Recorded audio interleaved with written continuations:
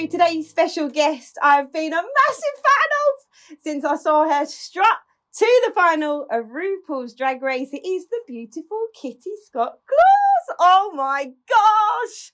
Thank you so much for having me. I'm so excited to be here. Oh my God. Are you kidding? I'm trying to calm down here, but I can feel my face burning because I'm so excited. Well, likewise. I feel so honoured. Thank you so much. So we've got loads to get through today.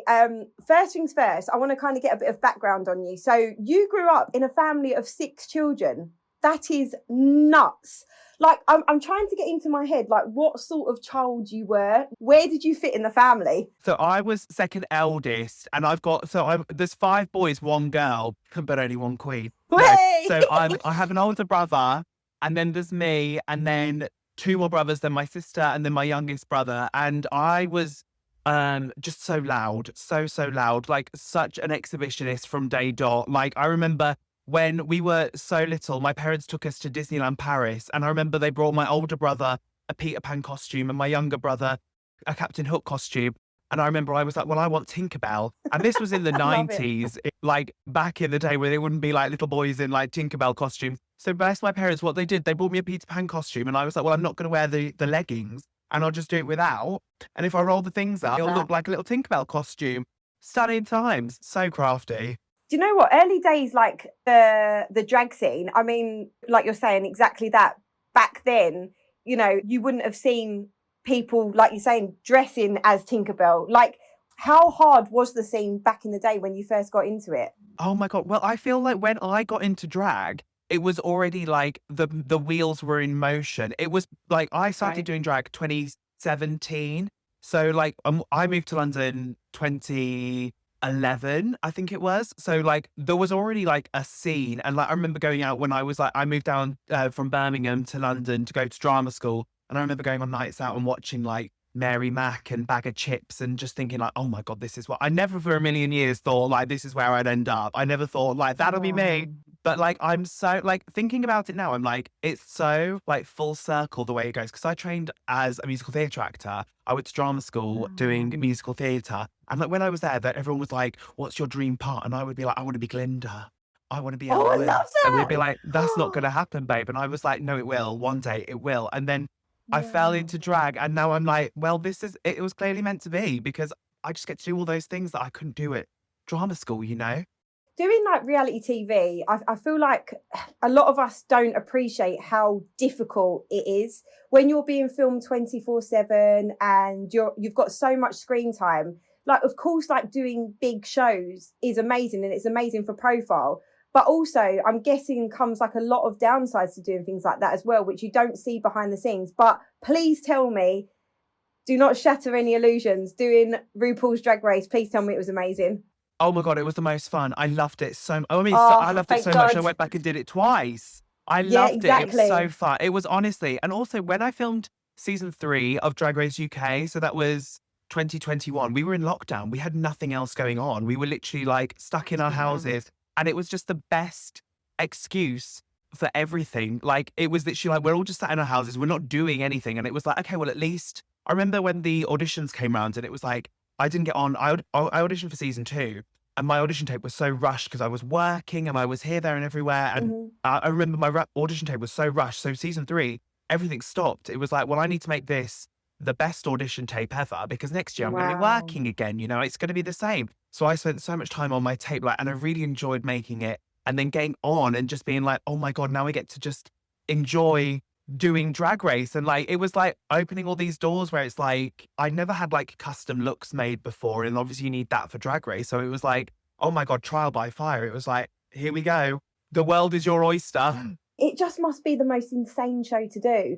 So what was actually in that audition tape to get you in?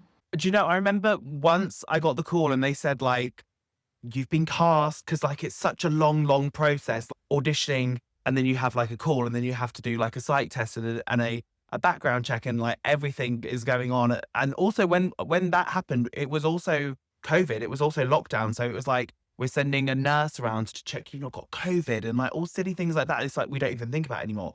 But I remember them saying after, they were like, it was your Snatch Game that got you on. Snatch Game is one of those challenges on Drag Race where it's the celebrity impersonation challenge. And like, as a fan of the show, that is always the episode that I look forward to, because it just makes me laugh so much to see, like, I think it's really interesting because you get to see like into the Queen's psyche of who they want to do. And like, I think it's so, we had to do 2 choices for the Snatch Game, and I did Gemma Collins, who ended up doing on the show. The other one was Princess Diana, who I did when I went back to do Global All Stars. So it's like, it's such like a full circle moment. And now, oh my God, this summer I am playing Princess Diana in Diana the Mixtape, which is going to be in London and in Manchester. And it's a Diana retelling of Diana's story with 5 drag queens. It's so camp. It's iconic. And you're playing Diana? Yeah, so there's 5 of us playing Diana at different stages in her life. Think like Fix the Musical, like, but the story of Diana. And which stage of Diana are you? Young Diana. So I get the longer hair. I was like, the thing is, I was like, I don't like the short hair. I need to have like, and then they were saying like, no, you're young Diana. And I was like, she had longer hair. And I know it's not long, but it's longer than the... Because I feel like if I had that wig on, I'd just look like a Karen. Well, it sounds absolutely amazing. Good luck with that. You're going to smash it. In terms of outfits outside of drag, what does a non-drag outfit look like, out of interest? So my everyday wear, I would say a lot of what I wear if I'm not in drag is just gym wear. I wear a lot of Gymshark. I mean, basically, it's all just gym stuff. I'm in the gym all the time. I was training for the past year and a bit, training for the London Marathon, and that was incredible to do. And that's just something I never thought I would, like, that was never on my bingo card, you know. I never thought, oh my God, I'm going to run the marathon one day. So to do that and to actually just like have that moment of being like, oh my God, what a sense of achievement, you know. And what did you do it in? In drag, of course. I like attention. Do you know what the joke of it is? I meant time, but you've gone straight for the drag. Oh my God. Well, here's the thing, right? So we did it in 4 hours, 18 minutes and 23 seconds. But we stopped for like 10, 15 minutes because at mile 21, there's Rainbow Row, which is the LGBTQIA plus mile. And there's a stage on there, which is where I used to, before I was running the marathon for the past couple of years, I was hosting on that stage. And that's where I got Jeremy Joseph, who runs GAY. He challenged me the year before to run it there. And so we stopped, we were doing some interviews, and then I did a performance, and then we had to forget all that and then do the last 5 miles. So it's like, oh my God. Hang on, sorry. You did a performance and carried on. Yeah, literally. The marathon's not hard enough. Let's make it harder for ourselves. What did you do? I've got a disco remix of Proud by Heather Small. And like, because it's one of the songs that like you just keep hearing over and over again as you're running the marathon. And it's just like, oh my God. So we did a really like disco. Love that. Oh my gosh. And obviously you actually did the London Marathons for some amazing charities, didn't you? There was a few that are really close to your heart, of course. So we ran it for Sahir House, which is a Liverpool-based charity, which the Vivian was a patron of. So to run the marathon in Viv's honour was just incredible, and like it hits home so much more when you've got such a personal connection to the charities that you're running for. So we ran for Sahir House, we ran for Pancreatic Cancer UK, which were the lead charity for the London Marathon 2025. We ran for LGBT Switchboard and Antidote London Friend, which 2 amazing charities, especially with the climate for LGBTQA, emphasis on trans people at the moment. It's so important to have incredible services like that available at your fingertips, and they need the money now more than ever. Would you do another one? Is this you done? Or are you thinking... Oh my God, no, I want to do another one. I finished it and I was actually like, I want to do it again. I want another go. I don't care, like the pain and like everything. Do you know what as well? Like silly things, like everyone always said, like, don't do anything differently on the day. Like you have to do everything so you know your routine, you know how, like, what you're going to wear and everything. And I was the first person to be like, yes, absolutely. And when I first started training, I would put Compeed on my feet to try and like, because I know like on my feet where like, if I'm going to get a blister, I know where it's going to come from the shoes, you know. So I was doing that. And then I stopped for ages because I was like, well, I'm not getting blisters. I'm fine. My feet have probably got used to it. And then when I went round to do the marathon, you have to put Vaseline all over your feet, all over your toes. And it's so disgusting everywhere. Rank. Like to stop like chafing and like between your legs, under your arms, everything. And then I thought, oh, I know. Why don't I put Compeeds on? And then that will stop the blisters. Haven't done that for a year, but okay, sure. Now's the time to do that.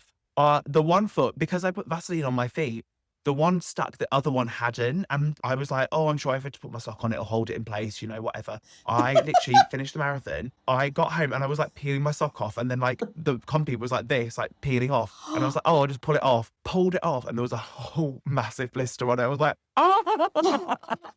I was just like, well, it's better off. It's better off. There we go. You should frame it. Oh my God, literally. I'll be like, oh, let's run the marathon. You've talked quite openly recently about losing a lot of weight. And the question I want to know the answer to is, have you had to buy a whole new wardrobe? And if so, are you selling your old stuff? Because I could do with some of your dresses. Oh my God, no, everything is... So I've lost just under 8 stone, which is wild. Are you kidding me? Insane. No, I know. And it's like crazy. And it is literally just like, everyone's like, it's Ozempic, it's Manjaro. And it's like, no, it's actually none of those things. It's literally hard work and a gym routine and a calorie deficit. And so it really is just like consistency. I think consistency is the main thing. I think finding a gym workout that works for you. I love swimming. So I go swimming every day, and I run like 3 times a week. I do weight training every day. I don't do like a run. So it's like finding what works for you. And yeah, the wardrobe situation is crazy. Yeah. I started the fitness journey in like the summer of 2023. And then I went and filmed Global All Stars, like another series of Drag Race, in the October. So I'd started on my fitness journey. And I remember I went on Global and I was like, oh my God, I've lost 2 stone or whatever it was. And I remember feeling really, really proud. And then like coming back, losing like another, 6 stone. And now I'm like, well, none of those clothes fit me anymore. So like literally for when I was doing the photo shoots for all the global stuff, we had to get like massive bulldog grips behind every outfit and just pull them together to try and make them work, because it literally was like nothing fits. Insane. I mean, I'm not being funny. You look banging before and you look banging now. Like you look good either way, in my personal opinion. I genuinely believe that. But running the marathon as well, I mean, that's just, like you said, it's going to help to maintain a healthy level of fitness, and obviously you look great, so smashing it. And I know you said obviously you lost a lot of weight anyway, but then since doing the marathon, have you lost even more, or have you just maintained it? I think I've like not put on, but I think I've like, it's changed since doing the marathon. I think I've put on muscle where I didn't have muscle before because my training changed. And so like it's been a different like transition, which is weird to see, because then like I've gone from seeing myself as like bigger to then being a lot smaller to then now I'm like, oh my God, I look strong, I look muscular. So it's like it's an ever ongoing process. Let's talk about your personal style. So in 3 words, how would you describe your style? Wait, are we talking in drag or out of drag? I think it's like pink. The thing is, I go through phases. When I was bigger, I used to love a baby doll dress. I used to love like just like a comfy, like no corset situation. But I feel like drag's ever evolving, as is fashion and everything. Now I love a corset. I love just like a real snatched waist. Like so stunning. But I think it's always bubbly, pink, Barbie, like that. Those were always my go-to like inspirations. I remember when the Barbie movie came out and I was like, this is like in my head, Kitty. Like this is what Kitty, like when I'm not Kitty, Kitty's in like the Barbie dream house, You should have been in the Barbie movie, and the fact that you're not, or you weren't, I mean, there's got to be another one. You need to be in that. That would be so perfect for you. I love it. I mean, that would be my dream. But it is so true. Like Barbie says, like Barbie can be anything. It just, you have to change the outfit. And that's literally how I feel about life. I remember it's how I used to feel about drag. It was like, when I got cast on Celebrity MasterChef, I was like, I'm not a chef though. I'm not a cook. Like, this is not going to work out. And it was like, but if I get a chef outfit made, then I'm going to feel like a chef and I'll be able to get through it. And I remember I had my little chef outfit and it was like, I remember thinking like, I'm going to go home first. I'll be the first one evicted, like eliminated. And like, I remember I got to the finals. I got to like the finals week, and it was like, down to like the mindset of like, well, if you put your mind to it, put on the right pair of shoes, you can conquer the world. Obviously, I can't speak from experience as you do, but like for me, when I was growing up, I was such a shy kid. Like even now, like I still, if I get caught off guard, like I'll go red. And I remember starting like college and uni and having to almost like reset and start again, because in my head I was like, right, nobody knows what I'm like. At school, I almost put on a mask. And I suppose in a way, like you're saying, once you put on an outfit or you put on a certain pair of shoes, then it's like you can become whoever you want to be, which is amazing, really. And it's so freeing. It's so like you literally get to like reinvent yourself. And it is like, it's like drag every day. It's like you put a different wig on and you're like, hang on, I feel this kind of way today. I feel this. I mean, all my wigs are the same. Literally, my wig stylist makes fun of me all the time. He's like, I'm like, I need a new wig. He's like, let me guess. Do you want a bouncy blonde blowout? And I'm like, did you know? Yes, that's exactly what I want. Like, but in my head. Also, this is the thing, like, I changed up my makeup today. Look at this green cut crease. In my head, I'm like, I am a makeup artist. I am completely different. I am, wow, changing the game. And it's like, no, it's the same shape. It's the same, like, it's just different colors. But in my head, I'm like, reinventing the wheel. But listen, if it ain't broke, don't fix it. RuPaul always says it. And it's so true. It is. Listen to Ru. Out of interest, when you're not in drag, are you recognised? It's such a funny one because, like, it is sort of like the Hannah Montana thing of, like, when you're in the geesh and you've got the wig on and everything, that's when people will be like, oh my God, look, that's Kitty Scott-Claus. But then, like, I don't know, there's places, like, if you go into Soho, of course, people are going to be like, that's Kitty Scott-Claus from Drag Race. It depends where you go. If you're somewhere where people aren't going to expect to see a drag queen and they're not, like, switched onto it, then you can get away I know what you mean. But do you know what? I've had it in the gym. I was in the pool. I was swimming and this girl like kept stopping and like she was in the pool like the lane next to me and she kept stopping and she was looking at me and I was like, am I like swimming in her way or something? Like we're in different lanes. I don't understand why she's staring. Also, I don't clock that thinking like she knows who I am. I think like, what have I done? Like what happened? And so I was like, sorry, have I upset you? And she was like, you're Kitty Scott-Claus. I was like, oh, hi, babe. Yes, I am. And you know, like you're thinking, like I thought she was going to come for me, but no, she's just a fan of Drag Race. Thing is, I think you're so recognisable in and out of drag. So I was a massive fan of Drag Race anyway, and obviously I know exactly who you are. So someone like me I'd spot you a mile off. I'd be a nightmare. It is one of those things though where it's like it depends where, and if I'm carrying like all my suitcases are like giant pink industrial suitcases, it's like their camp. Who's carrying those around? It's like got a sticker of me on the front. It's like you've obviously become a style icon. You have, whether you would admit to it or not. But who were your icons growing up?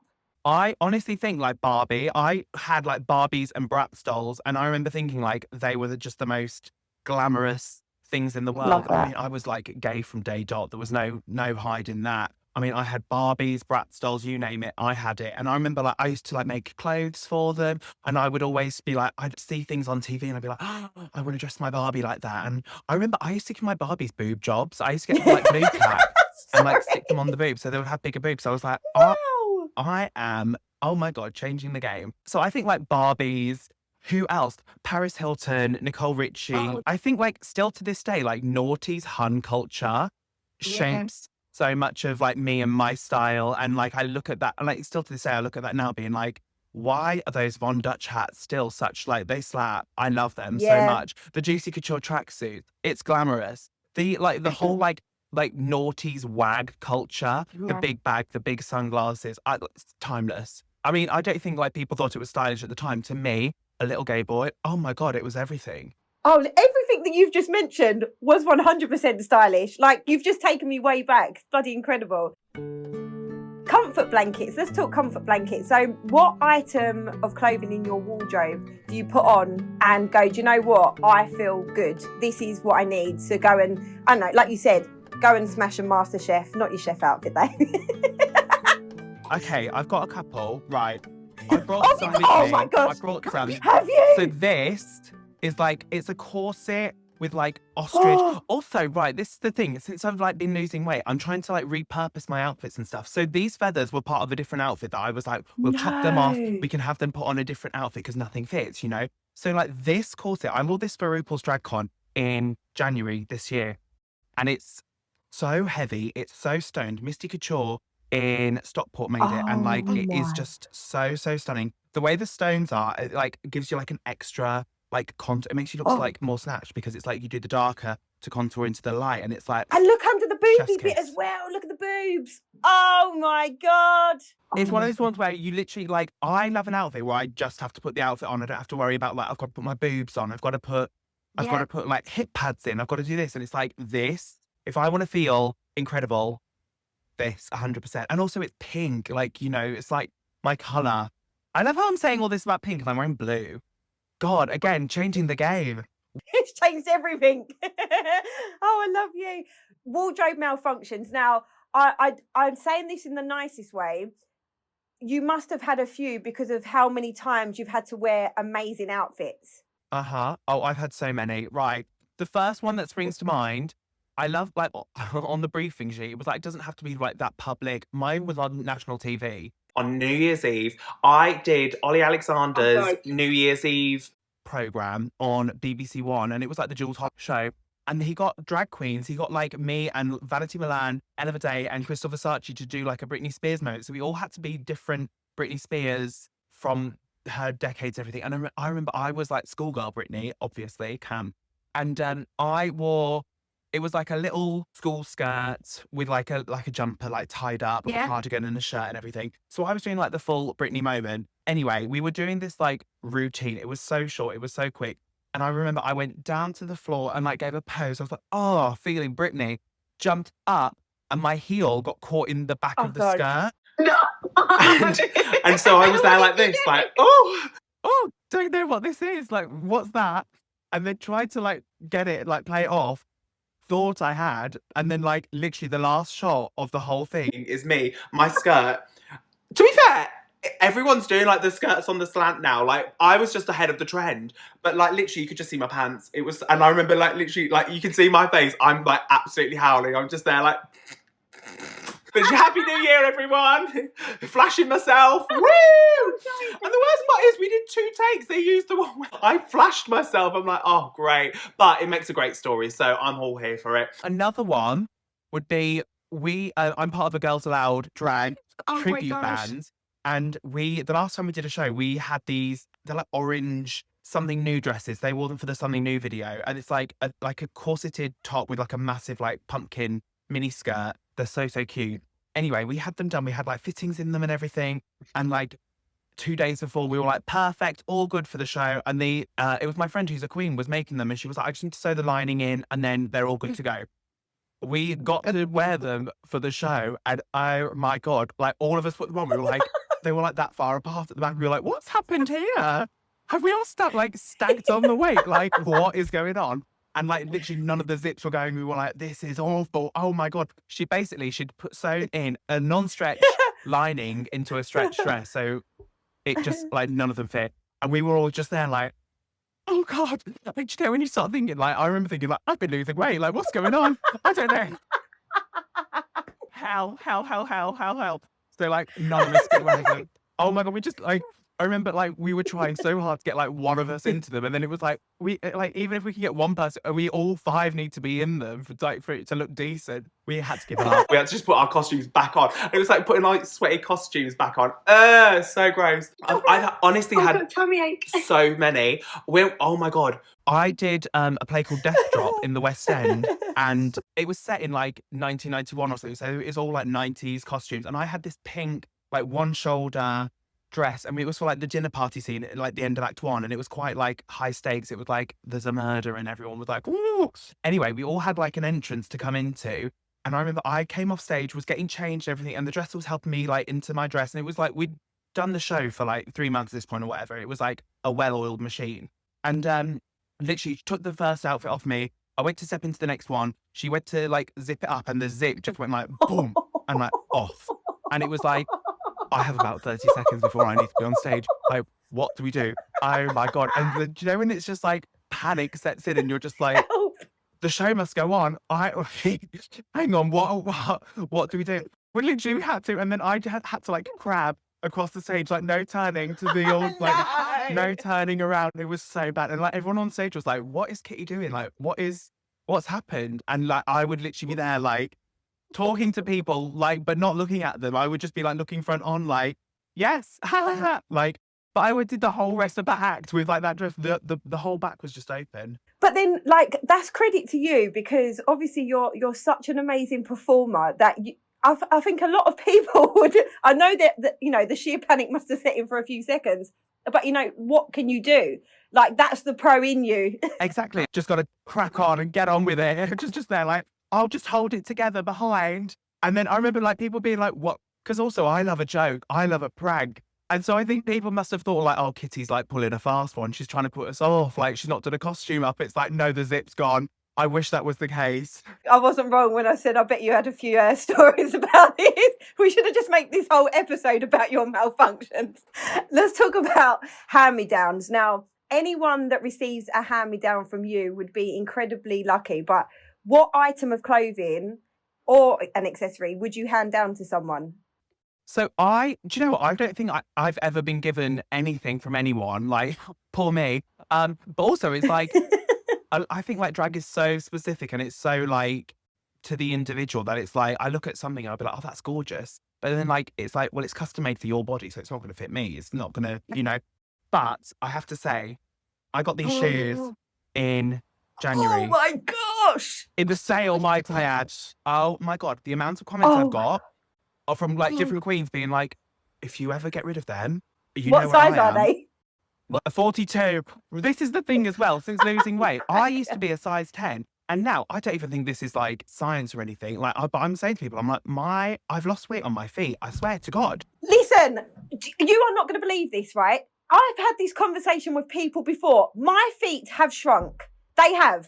It has to be a thing. Because now I'm like a 42. I'm like, I can fit in this. I can fit in like girl shoes. Also, it's like terrible for me because before I was like, oh, do you know what? It's a good job I'm a size 10 and like like the nice lady shoes only go up to size 8 because if I could fit into them, I would just be all over them. Now I'm like, oh, hello, Jimmy Choo. Oh my God, yes, I'll have you. You know, like, oh my God, I am obsessed. But they're so high. How high are they? I think it's 150 millimeters. So what's that? 15 centimeters? How many inches is that? I don't know. Like that's taller than me. I'm not even joking. I literally put them on and like, for DragCon, I was literally like, I will do the Queen's walk in them and then I'll go to my booth and I will sit. Like, it's a sitting shoe. But so, oh my God, the comments. With your malfunctions with your wardrobe, you'd probably be better wearing a pair of heels like that because then, you know, you haven't got to worry about the rest of your outfit. As long as your shoes are good, like, you're winning. No one's looking at anything else. Final one in terms of style and clothing, I want to ask you about your birthday suit. So this is an outfit that makes you feel $1 million. Now, I know you showed us the corset earlier on, but is there anything else that you're like, do you know what? This is a bit of me. Yeah, let me show you this. Again, this was my entrance look from Global All Stars. So we had to do like a look based on your country because it was like celebrating like your country's drag and everything. So I did like, it was like a beefeater and there's a whole like skirt situation, like peplum.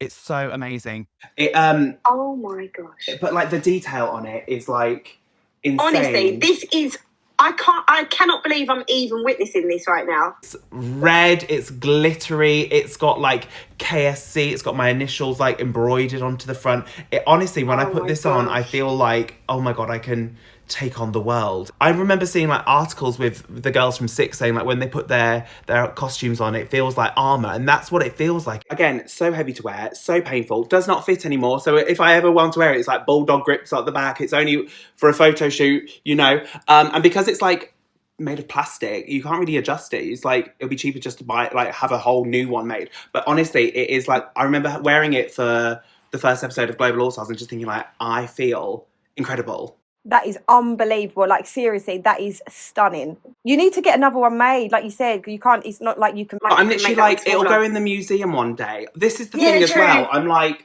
with everything, I'm like, I don't want to get rid of it because one day it'll go in the museum. Do you keep everything? Like, do you keep all of yours? Yeah, like all my Drag Race stuff, or like my, like if I've worn it for something special, like I'm very sentimental. I'll be like, oh, you know. Yeah, or if I do, I will never get rid, but I'll like change it up. So like I use those feathers from that old dress to like put onto that, you know, because like feathers are so expensive. It's like crazy. What's the most amount of money that you spent on an outfit? Can you say? Oh, yes, of course. I think, well, I know, it would be one that I wore for Global All Stars. It was my Galactic Glamour runway. I'll send you a picture. It's so major. It's black. It was made by Synergy up in Manchester. And it's black, like a nebula print. It's like this black bodycon long mermaid tail dress with this huge like bolero jacket. And it has like these like spikes coming out of it where it has planets that were made out of like crushed glass coming off them. And it was so heavy to wear, but it was incredible. And I felt so gorgeous. And it was so like away from everything. Because I mean, if it's just up to me, I'll wear like a mini dress and be like, here we go. But I remember for that, I was just like, I feel incredible. That one was like £7,500. £1,000? Mm-hmm. But the way I justify it is, it's like, well, I'm not going to have kids. So. And also, regardless of that anyway, like, why shouldn't you spend that amount of money on yourself? Come on. Exactly. If you can, do it. And it was worth it because you looked amazing. Yeah, exactly. And I remember I come at a point in the competition where like the week before I was in the bottom and they were like, oh, this outfit's a bit basic. This is so basic for Drag Race. And then I wore this the week after. It's like, I'm wearing shattered glass.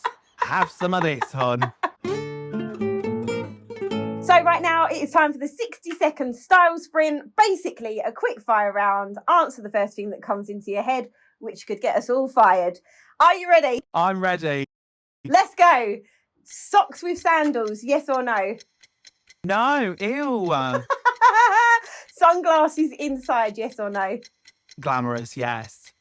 How many times is it acceptable to wear the same pair of jeans without washing them? Oh, until they get dirty. Like, I will literally wear them for like a month and then be like, oh, maybe I'll wash them. Same. Heels or flats? Heels. Always. Designer or secondhand? Secondhand designer. Ooh, now that's smart. Your partner buys you a nice handbag. They are now your ex. Do you keep the bag? Keep it. Keep it. It's a present. It's a present for you and it's a tax write-off. Oh my God. Matching sets or mix and match? Mix and match. Shake it up. Ironed clothes or non-ironed? I just hate ironing so much. I will literally rather get the clothes steamer out that I use for like wigs and stuff and rather do that to my clothes than actually iron. And that is your 60-second style sprint. Yes. Oh my God. Honestly, thank you so much for doing this today. I cannot thank you enough. It's been bloody amazing. No, thank you for having me. I've had so much fun.